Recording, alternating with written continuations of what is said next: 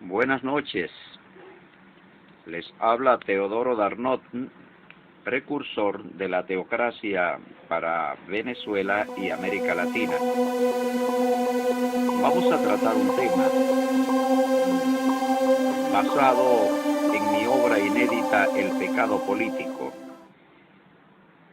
Título: La cabeza de la serpiente. Génesis 3:15.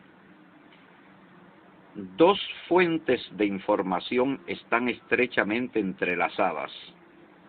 Estas son la profecía y la historia. No se entiende una sin la otra. La profecía nos revela dos planes, uno divino y otro humano. Ambos se van desarrollando en el curso de la historia. Cada uno de estos planes globales e históricos corresponden a dos visiones del mundo. El mundo según lo divino, según Dios, y el mundo según lo humano, según Satanás. Hay una rivalidad histórica entre estas dos opciones. Esta rivalidad la pudiéramos definir como espiritualismo versus secularismo. Son estas dos corrientes del pensamiento divino y humano quienes protagonizan los grandes conflictos globales e históricos que dan origen a las eras y a los órdenes mundiales. Es esta confrontación teológica e ideológica lo que tanto en la Biblia como en la historia se conoce como la lucha histórica entre el bien y el mal. Las eras que se han producido a raíz de esa confrontación son estas: era pagana antigua, era cristiana y era pagana moderna. Los órdenes de cosas dominantes en cada una de ellas son viejo orden seglar, orden cristiano espiritual y nuevo orden seglar.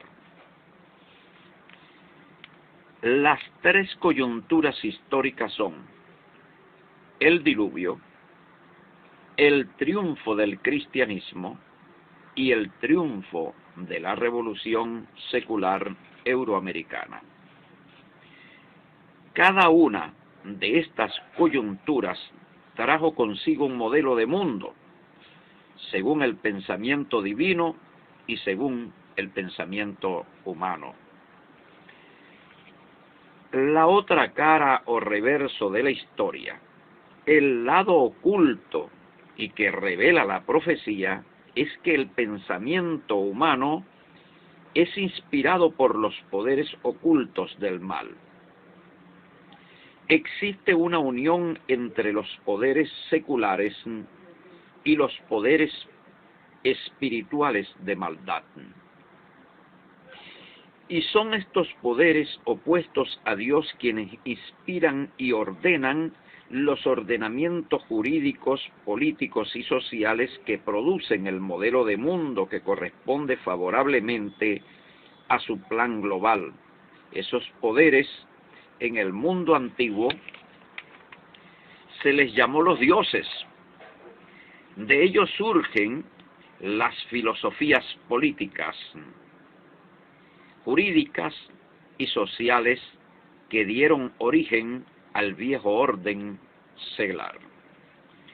El modelo estructural político del Estado secular es ordenado por los dioses, al igual que el sistema electoral.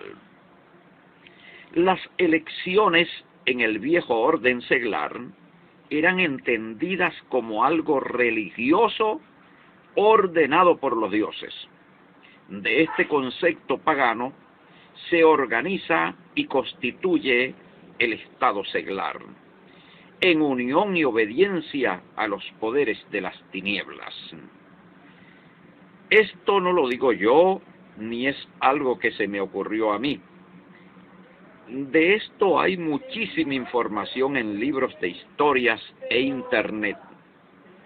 Lo que trato de hacer entender es que el origen natural de lo que hoy se conoce como democracia y república es la mente de los dioses, lo que la Biblia llama demonios. Cuando la Biblia habla de la cabeza de la serpiente, hay un solo lugar donde buscar esa cabeza, pero es importante tener presente el significado de la palabra cabeza en la simbología bíblica, y que esta palabra está asociada a la autoridad, y en especial a la política, el rey, el Estado, o el gobierno. Génesis 3:15 profetiza el advenimiento del gobierno mundial de Satanás. Pero junto con esta profecía se anuncia el triunfo del gobierno de Dios por medio humano en la simiente de la mujer. Génesis 3:15 es la madre de todas las profecías.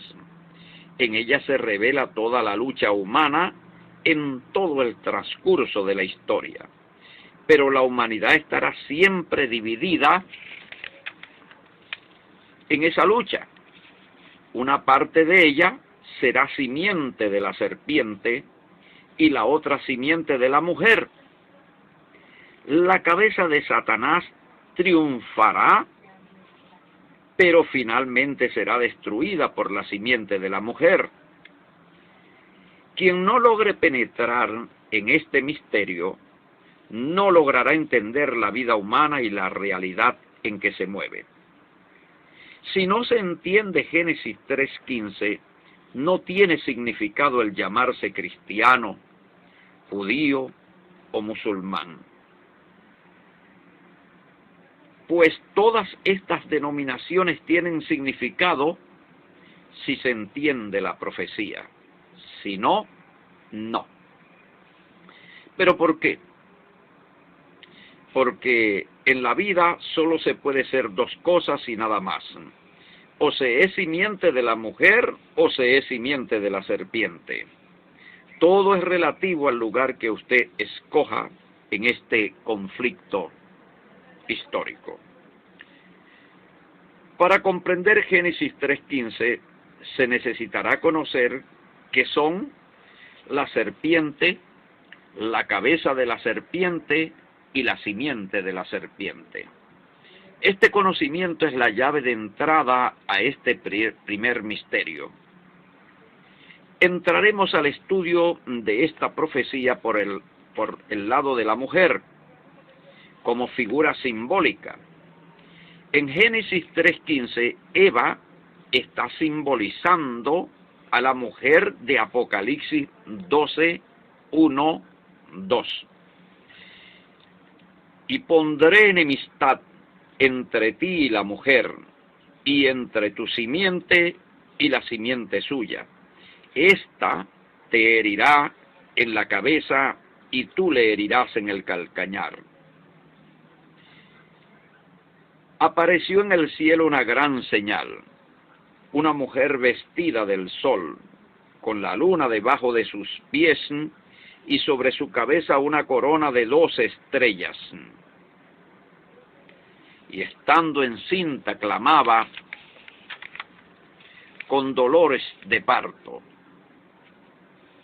en la angustia del alumbramiento. También apareció otra señal en el cielo.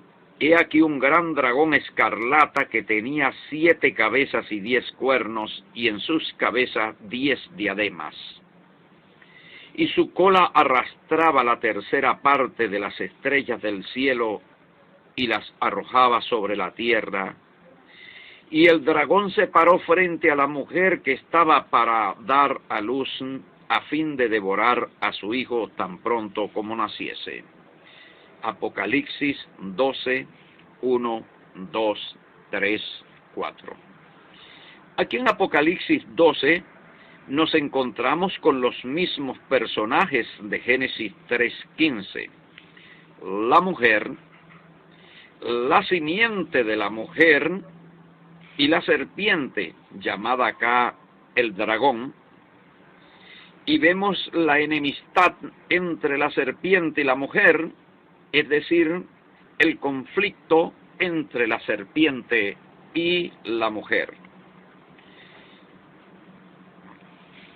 El hijo varón es la simiente de la mujer. La palabra separó frente a la mujer significa enemistad contra ella. En Génesis 3:15 ya se está profetizando el imperio romano. ¿Quién es esta mujer? Es la nueva Eva, madre de una nueva raza humana. Ella es también María, la madre del Hijo de Dios,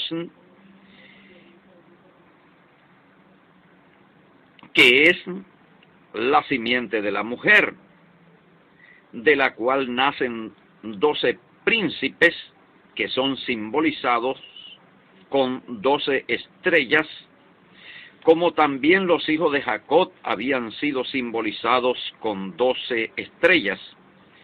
Génesis 37:9. María simboliza una nación que está por encima de los hijos de Raquel, esposa de Jacob, la cual es simbolizada con la luna debajo de sus pies.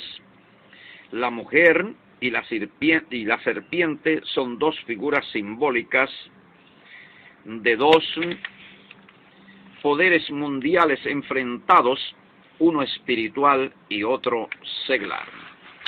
Como dijimos, la serpiente es Augusto César, es el imperio romano, el que a través de Herodes, quien formaba parte del imperio romano, quiso destruir el niño. Se colocó frente a la mujer, frente a María, para destruir a Jesús, el profeta de Dios. Ahora estamos diciendo que estos dos poderes mundiales enfrentados, uno divino y el otro humano, uno de Dios y otro de Satanás, ambos luchan en la tierra. La humanidad se divide colocándose bajo estos dos poderes. Los que rechazan el ordenamiento espiritual del mundo, entre paréntesis, el reino de Dios, la teocracia, son simiente de la serpiente y el espíritu reptil oscuro de su padre está en ellos. Son una raza puramente animal, inclinada y dominada por todo lo carnal y lo material. Esta es una raza cuya vida tiene como único fin el poder opresor, las riquezas egoístas, los placeres sensuales. Es una raza criminal, idólatra y mentirosa. La simiente de la mujer es la nueva raza humana nacida del nuevo Adán, el cual es Cristo, y de la nueva Eva, que es María, que representa la nación de Dios, la iglesia. Génesis 3:15 revela el advenimiento de una nueva humanidad en la simiente de la mujer. Es Cristo el Señor el que hiere la cabeza de la serpiente, es decir, de Satanás. El caso es cómo, cuándo y quién y dónde se produce esa herida, y eso es lo que trataré en este capítulo. Pero antes es necesario recordar y hacer énfasis en que tanto la mujer y su simiente como la serpiente con su cabeza y su simiente simbolizan dos estructuras políticas humanas. La primera de naturaleza espiritual y divina, y la segunda de naturaleza seglar y diabólica. La primera es instrumento de Dios en la tierra para establecer su justicia, y la segunda es el máximo instrumento del dominio de Satanás en la tierra. Con este conocimiento por delante, entremos tras el velo del misterio. Vamos a la búsqueda de la cabeza de Satanás en la historia. Para comenzar esta búsqueda tenemos un texto clave. Daniel 2, 31, 32, 33, 34. Tú, oh rey, veías, he aquí una gran imagen, esta imagen que era muy grande y cuya gloria era muy sublime, estaba en pie delante de ti y su aspecto era terrible. La cabeza de esta imagen era de oro fino, su pecho y sus brazos de plata, su vientre y sus muslos de bronce, sus piernas de hierro, sus pies en parte de hierro y en parte de barro cocido. Vemos que la imagen de Daniel 2 es de aspecto humano, una figura humana. El resto de los versículos aclara lo que simbolizan los 5 minerales nombrados. Estos representan 4 reinos y 4 reyes. Si aplicamos la simbología bíblica, los 4 reyes son 4 cabezas. Esto para la mente que tenga sabiduría. Las 7 cabezas son 7 montes sobre los cuales se sienta la mujer. Y son 7 reyes. Apocalipsis 17:9. Los reyes son cabezas. Fíjese que en Daniel 2:44 se habla de los reinos y se les llama reyes. Los 4 reinos de la imagen de Daniel 2 son 4 reyes, lo que es lo mismo que decir 4 cabezas. Ahora es necesario saber que cada una de esas cabezas corresponde exactamente con las 4 bestias de Daniel capítulo 7. Y estas bestias simbolizan 4 estados imperiales: Babilonia, Medo-Persa, Grecia y Roma. Aquí tenemos 4 cabezas. Una de ellas en especial es la señalada en Génesis 3:15. La cabeza herida por la simiente de la mujer. Entonces la cabeza de Satanás es Roma.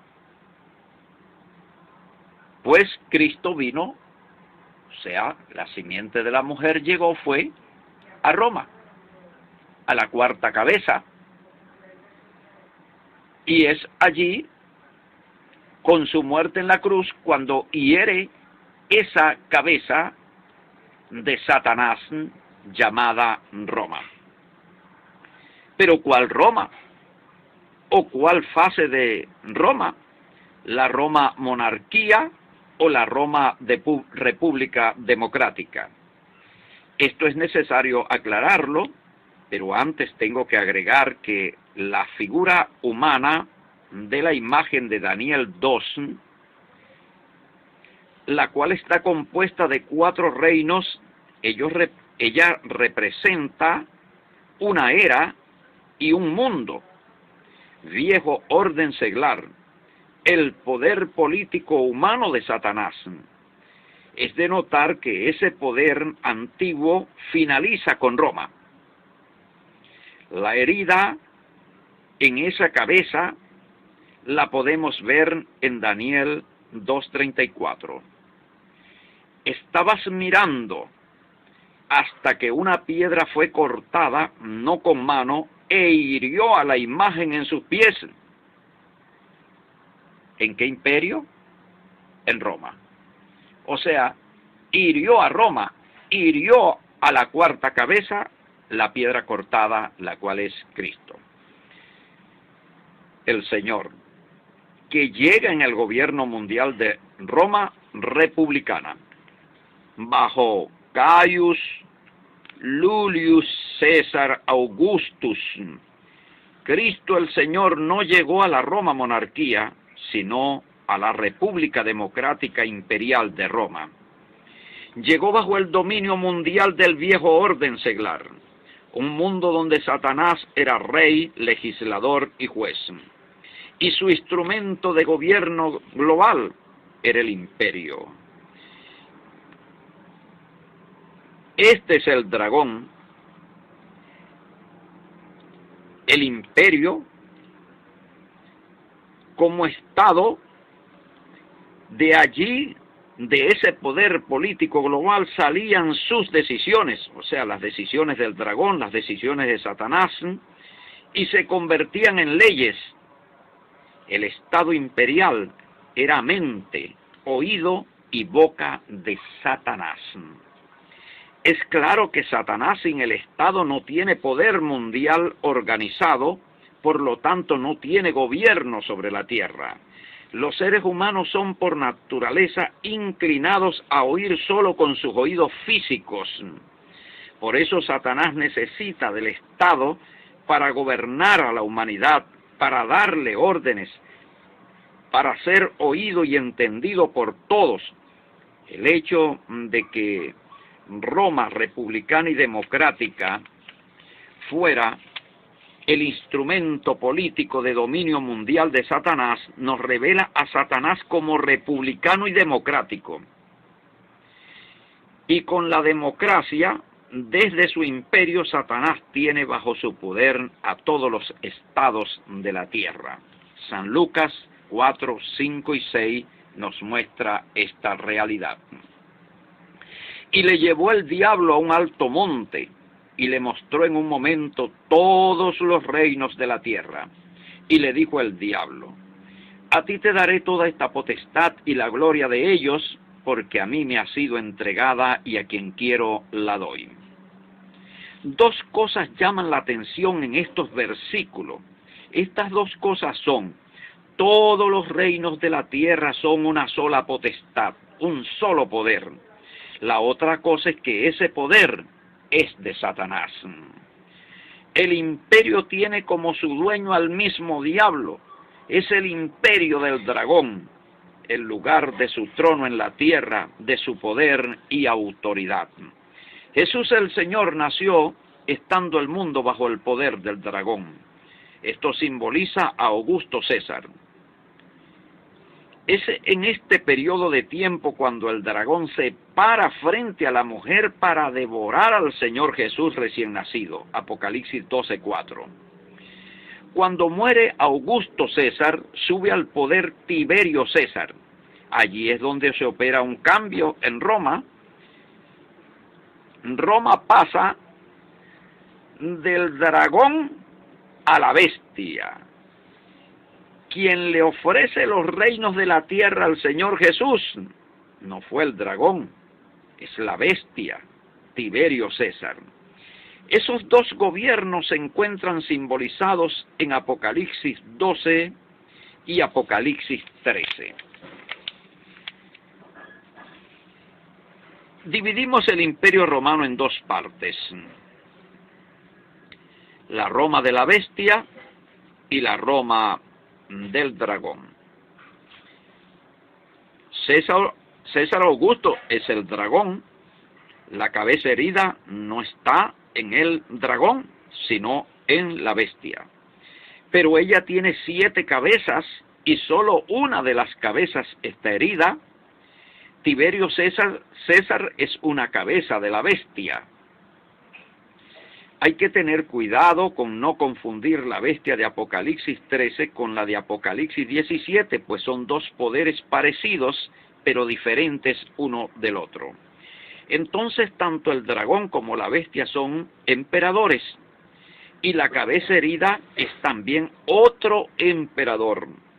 Cuando se habla de la bestia con 7 cabezas, Esta figura es algo parecido a la imagen de Daniel 2. La imagen era una sola figura humana, pero compuesta de 4 reinos o reyes. Asimismo, la bestia es una sola figura, pero integrada por 7 emperadores, pero en este caso de un mismo reino, entre paréntesis Roma.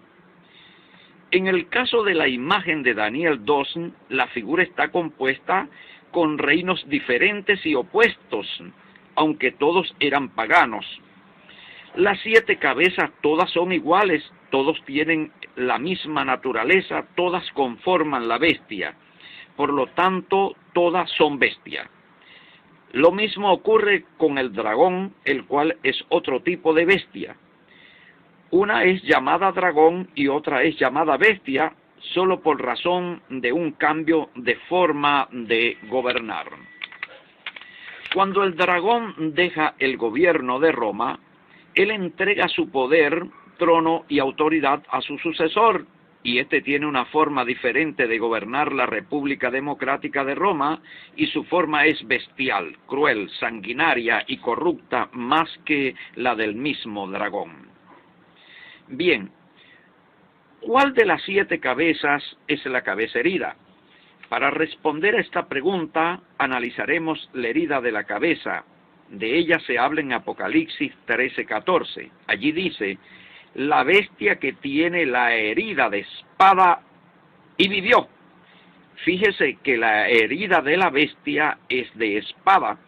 También que hay una espada que sale de la boca del Señor Jesús. Esa espada es su palabra. Pero es una espada para herir. Apocalipsis 19:15. ¿Qué es lo que hiere la espada aguda del Señor Jesús?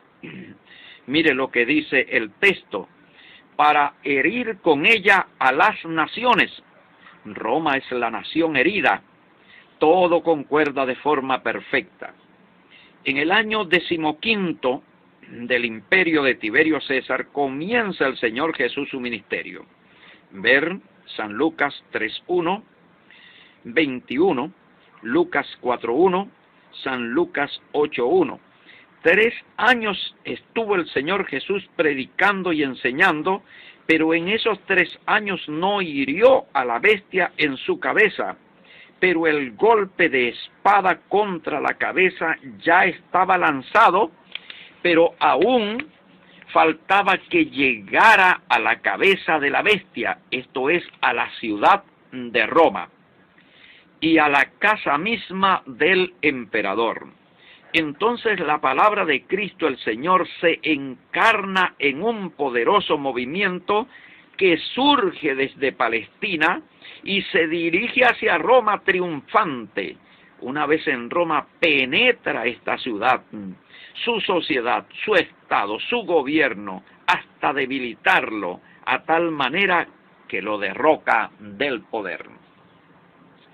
El santo apóstol Pablo en su carta a los Filipenses, capítulo 4, verso 22, dice: todos los santos os saludan, y especialmente los de la casa de César. Se refiere a Claudio César Nerón.